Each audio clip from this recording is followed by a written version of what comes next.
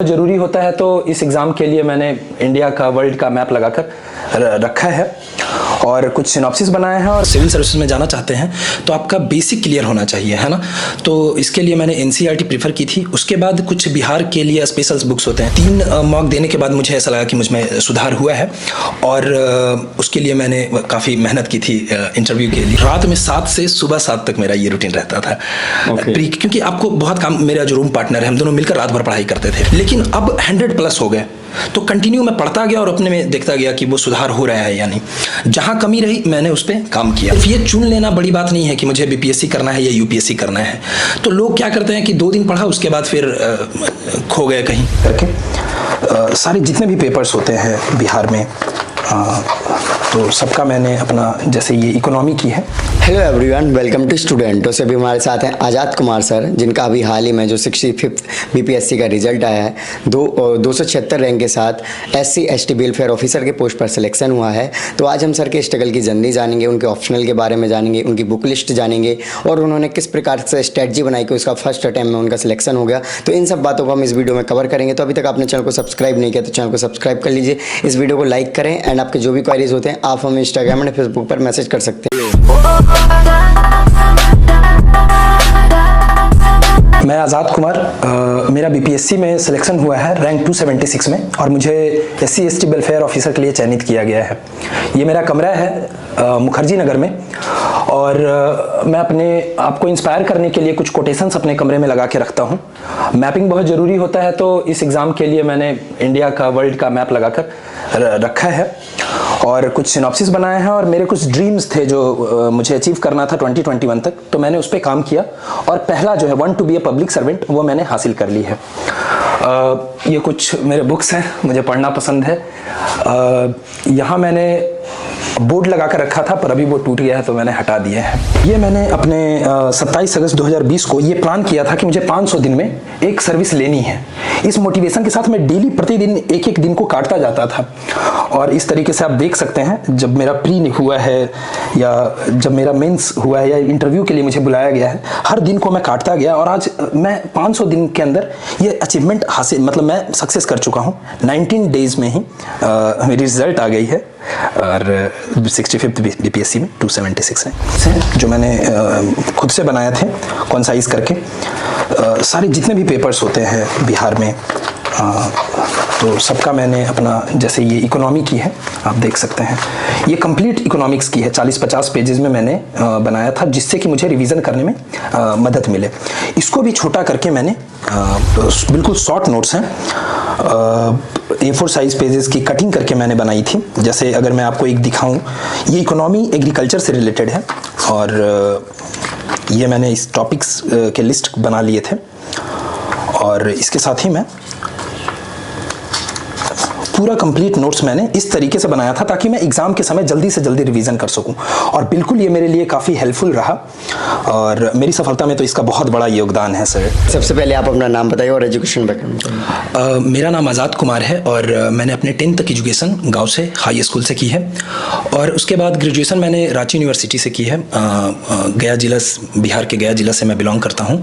और ओके, सो कब से आपने यूपीएससी वगैरह की प्रिपरेशन करना स्टार्ट किया या फिर सिविल सर्विसेज की? 2018 में जब मैंने अपना ग्रेजुएशन किया उसके बाद मुझे लगा कि मुझे सिविल सेवा की तैयारी करनी चाहिए और रिजल्ट आने के बाद मैं दिल्ली आ गया जुलाई 2018 में। ओके, सो कहीं ना कहीं आपको कहीं से मोटिवेशन मिला होगा कि आपको सिविल सर्विसेज की प्रिपरेशन करनी है या सिविल सर्वेंट बनना है? अब मैं खुद ही जब तैयारी कर रहा था और अब बहुत सारे लोग हैं जो खास करके मेरे पिताजी माताजी ने काफ़ी मुझे इंस्पायर किया है, मेरी बहन, और एक मेरा जो ग्रुप बना रांची में ही, तो मेरे दोस्तों में सारे लोग तैयारी करने लगे थे तो मैंने भी सोचा और एक अच्छी सर्विस है तो मैंने इसके लिए अपनी तैयारी शुरू की। ओके, सो जब आप फर्स्ट टाइम प्रिपरेशन के दौर में आए या फिर प्रिपरेशन करना स्टार्ट किया तो कैसे रिसोर्सेज को कलेक्ट करना स्टार्ट किया, गाइडेंस लेना स्टार्ट किया, कैसे स्टार्टिंग में तो मैंने एनसीईआरटी ही प्रेफर की थी और उसके बाद फिर जर्नी आगे बढ़ती गई और कुछ रेफरेंसेस बुक जैसे लक्ष्मीकांत और इस तरीके की पॉलिटी और हिस्ट्री में NCERT में, और ये बिपिन चंद्र, और इस तरीके से फिर वो बढ़ता चला गया। दिल्ली आने के बाद मैंने क्लासेस ज्वाइन की तो और अच्छे से मुझे इसकी जानकारी हुई। ओके, सो सर अपने प्रीलिम्स की स्ट्रैटेजी के बारे में बताइए कि आपने प्रीलिम्स के लिए खासतौर पे क्या बुक्स पढ़ी और कैसे तैयारी करी कि आपका प्रीलिम्स फर्स्ट अटेम्प्ट में क्लियर। बिल्कुल, मुझे ऐसा लगता है कि NCERT जो है वो कोर कॉन्सेप्ट है इस एग्ज़ाम का। अगर आप सिविल सर्विसेज में जाना चाहते हैं तो आपका बेसिक क्लियर होना चाहिए, है ना। तो इसके लिए मैंने NCERT प्रीफर की थी। उसके बाद कुछ बिहार के लिए स्पेशल बुक्स होते हैं, जैसे इम्तियाज़ अहमद की होती है बिहार की, महेश बर्णवाल की जो आती है बिहार की, उससे मैंने ज्योग्राफी में मैपिंग वगैरह बड़े अच्छे से किया था, तो उसने मुझे मेरी काफ़ी मदद की। और इसके साथ ही साथ आपको स्टेट PCS में आपको फैक्ट फिगर पे बहुत कमांड होना चाहिए, तो इसके लिए क्राउन्स की बुक्स होती हैं, पर मुझे लगता है NCERT सबसे बेहतर है। ओके, सो आपका जैसा कि हिंदी मीडियम रहा है, तो हिंदी मीडियम को लेकर क्या इस सिविल सर्विसेज या फिर स्टेट PCS में कोई क्या कहते हैं कठिनाइयों का सामना करना पड़ा? मुझे ऐसा लगता है कि अगर आप बेहतर तरीके से अपनी रणनीति बनाकर तैयारी करते हैं तो ऐसा नहीं है हिंदी मीडियम इंग्लिश मीडियम का, तो मुझे नहीं लगता, क्योंकि मेरी तो खुद फर्स्ट अटेम्प्ट में सिलेक्शन हुई है।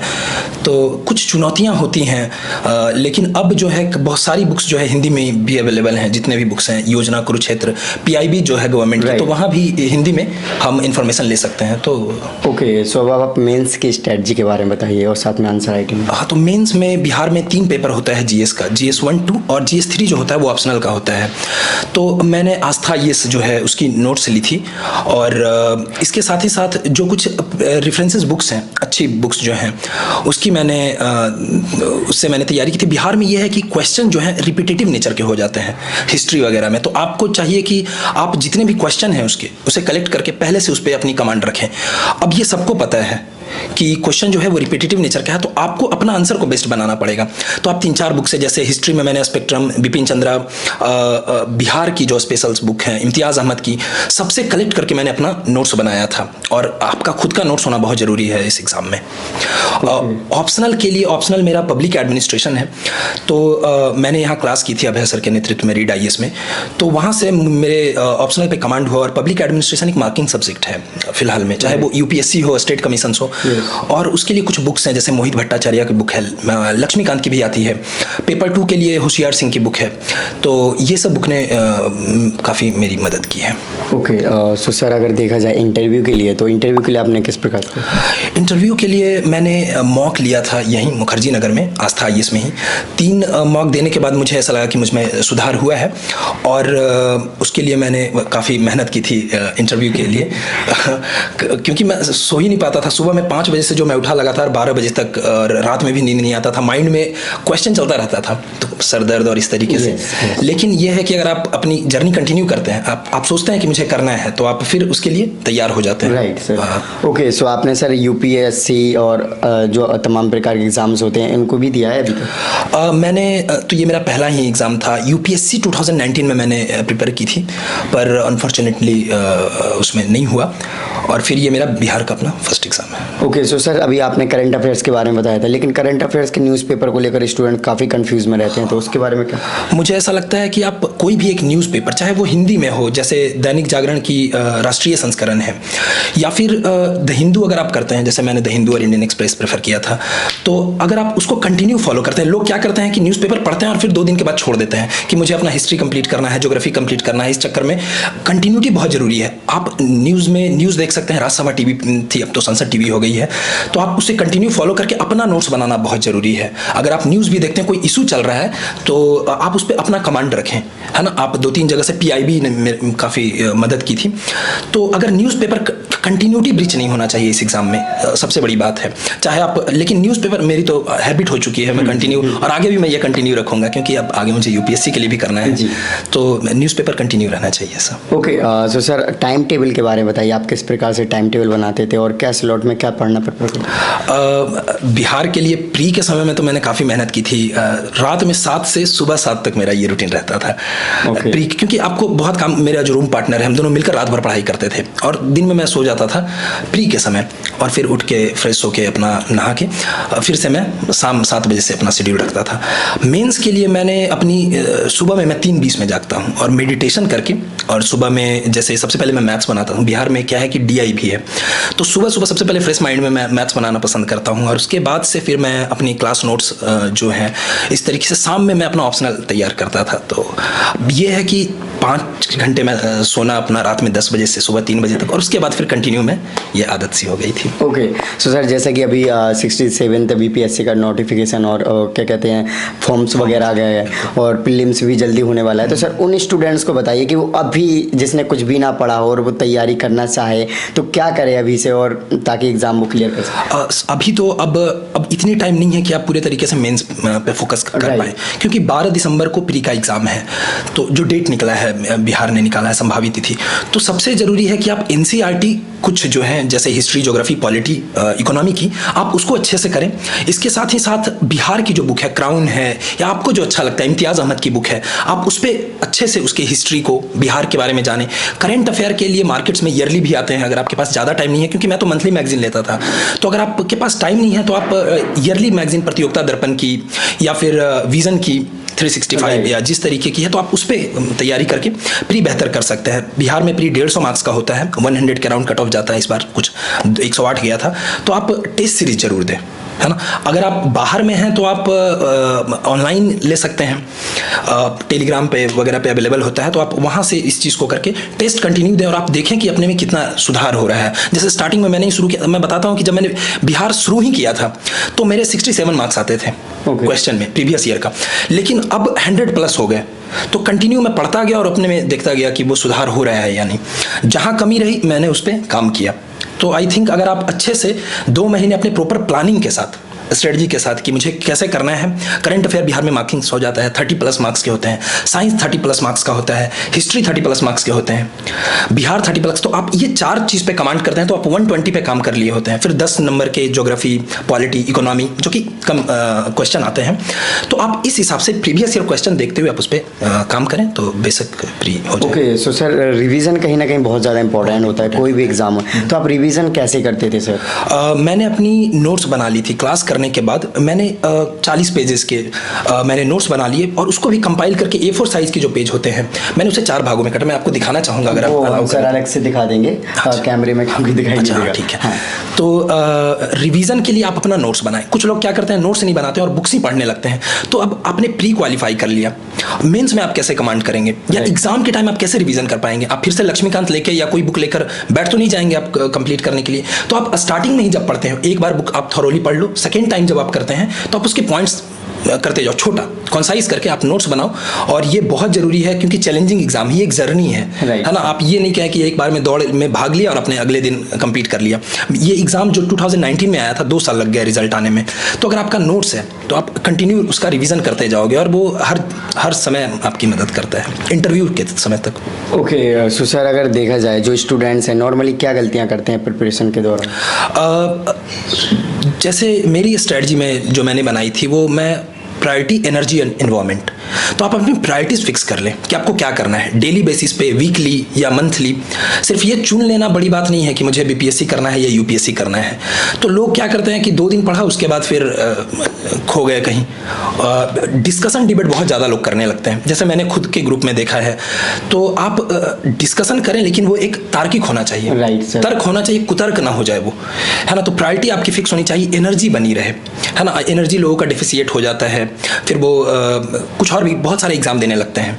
लोग एक गलती क्या करते हैं प्रिपरेशन में कि एक यूपीएससी दिया, फिर बीपीएससी दे दिया, फिर कोई स्टेट अगला राजस्थान। इस चक्कर में क्या करता है कि वो अपनी एनर्जी को डेविएट कर लेते हैं।